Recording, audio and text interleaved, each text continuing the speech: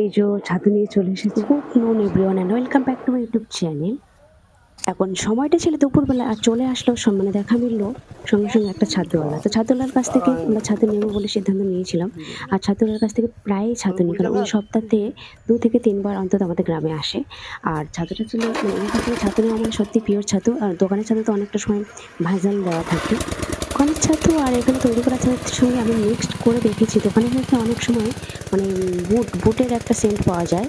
আর এই ছাতুটা পিওর ছোলাটা পাওয়া যায়। ছোলা তো তোর চোখের সামনেই রেখে দিয়ে ভাঙিয়ে দিচ্ছে আর দারুণ একটা সেন্ট বেরোচ্ছে। দেখুন কোনো ভেজাল নেই। এই যে ছোলা দিয়ে দিয়েছে মেপে সেই ভাজা ছোলা ভাঙিয়ে দিচ্ছে। তো খেতেও ভালো লাগে, খুব একটা খারাপ নয়। এই যে ছাতু নিয়ে চলে এসেছি। বলতে হলে পিওর ছাতু দিয়ে বানানো ছোলা, প্রায় ছাতু পিওর ছোলা দিয়ে বানানো ছাতু। চলে আসছি পরের ভাগে। ভিডিওটা যদি ভালো লাগে তো প্লিজ পাশে থাকবেন। Thank you for watching.